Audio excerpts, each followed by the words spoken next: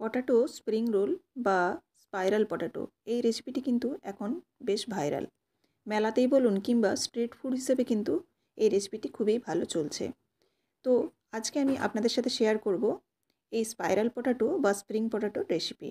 এর আগে আমি আপনাদের গ্যাস ওভেনের মধ্যে ডিপ ফ্রাই করে কিভাবে স্পাইরাল পটাটো বানাতে হয় সেই রেসিপি শেয়ার করেছি। আজকে আপনাদের সাথে শেয়ার করছি আমি এয়ার ফ্রায়ারে তেল ছাড়া স্পাইরাল পটাটো।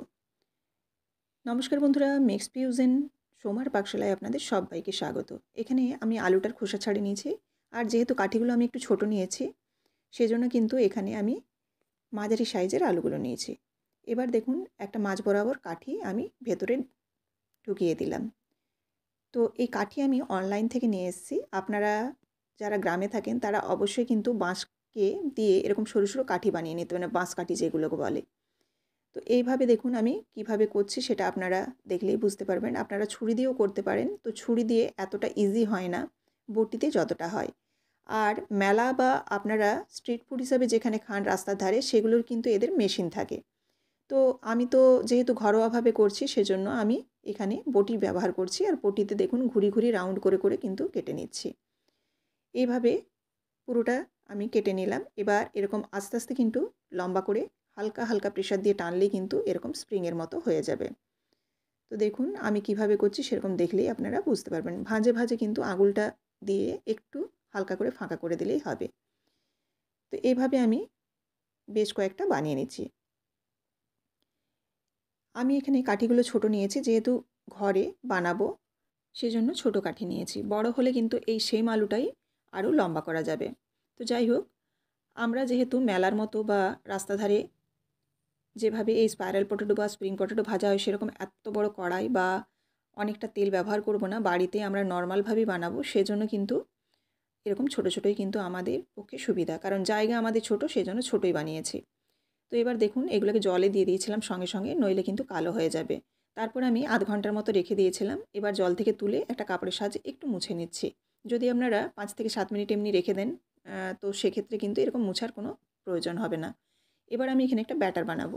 ব্যাটারের জন্য দেখুন 2 চামচ নিয়ে নিয়েছি আমি এখানে কর্নফ্লাওয়ার, আর 2 চামচ ময়দা, সমপরিমাণ দুটো নিয়েছি। এবার এর মধ্যে আমি দিয়ে দিচ্ছি লবণ পরিমাণ মতো, আর দেবো এখানে কাবাব মশলা। এটা কিন্তু পুরোপুরি অপশনাল, এটা দিলে একটু টেস্ট ভালো আসবে, আর এটার মধ্যে যেহেতু বিভিন্ন ধরনের মশলা মেশানো আছে সেজন্য ফ্লেভারটাও ভালো হবে। তো এখানে দিয়ে দিলাম কালারের জন্য একটু ফুড কালার, এটাও পুরোপুরি অপশনাল, আপনারা চাইলে দিতেও পারেন নাও পারেন।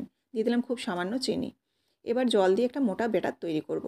ফুড কালারের ব্যাপারে বলি, ফুড কালারটা কিন্তু দিলে একদম পুরো যেরকম আপনারা মেলাতে বা রাস্তার ধারে খান সেরকম কিন্তু কালারটা আসবে।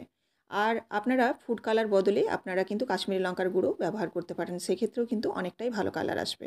এবার দেখুন জল দিয়ে দিয়ে একটা পাতলা ব্যাটার তৈরি করছি। এভাবে পাতলা একটা ব্যাটার তৈরি করে নেব।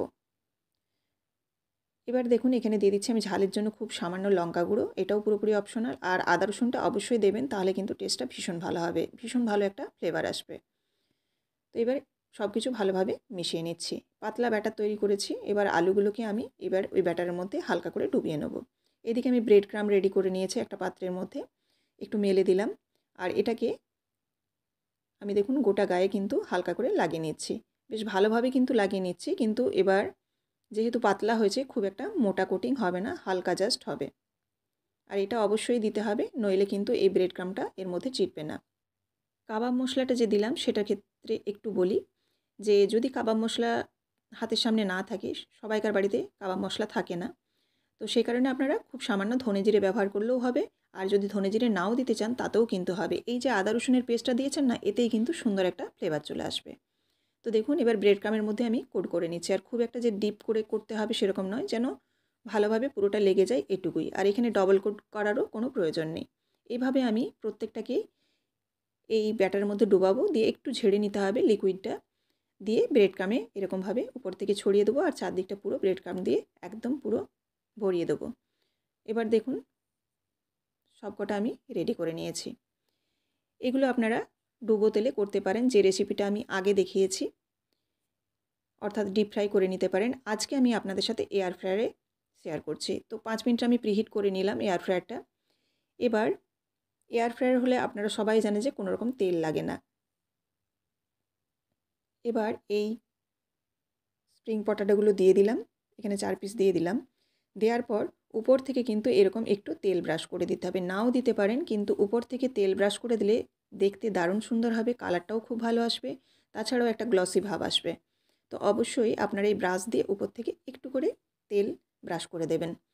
এবার আরও আমি এখানে 10 মিনিট দিয়ে দিচ্ছি। তো আপনারা আলুর উপর ডিপেন্ড করছে কতটা মোটা কেটেছেন, সেইভাবে কিন্তু এখানে টাইমারটা সেট করবেন। তো আমি এখানে মোটামুটি 10 মিনিট দিয়েছি, আমার পুরোপুরি 10 মিনিট লাগেনি, 8 মিনিটের মধ্যে কিন্তু রেডি হয়ে গেছে। এবার দেখুন একবারে কুড়কুড়ে মুড়মুড়ে স্পাইরাল পটাটো রেডি, আর কতটা সুন্দর হয়েছে দেখুন, একবারে কালারটাও দুর্দান্ত এসেছে। তো এইভাবে অবশ্যই আপনারা যারা ডিপ ফ্রাই করবেন না তেলে, তেল কম খান, তারা কিন্তু এয়ার ফ্রায়ারে এভাবে বানিয়ে নিতে পারেন। রেসিপিটি যদি ভালো লেগে থাকে অবশ্যই লাইক, কমেন্ট এবং শেয়ার করবেন, আর এরকমই প্রত্যেকদিন বিভিন্ন ধরনের রেসিপি দেখার জন্য অবশ্যই চ্যানেলটিকে সাবস্ক্রাইব করে বেল বাটনটি প্রেস করে দেবেন, যাতে আমার রান্নার সমস্ত নোটিফিকেশান আপনাদের কাছে সবার আগে পৌঁছে যায়। ফেসবুক থেকে দেখে থাকলে অবশ্যই পেজটিকে ফলো করে দেওয়ার অনুরোধ রইল। দেখুন কতটা সুন্দর হয়েছে, খেতেও কিন্তু দুর্দান্ত হয়। আবার দেখা হচ্ছে আগামীকাল অন্য কোনো একটি রেসিপির সাথে।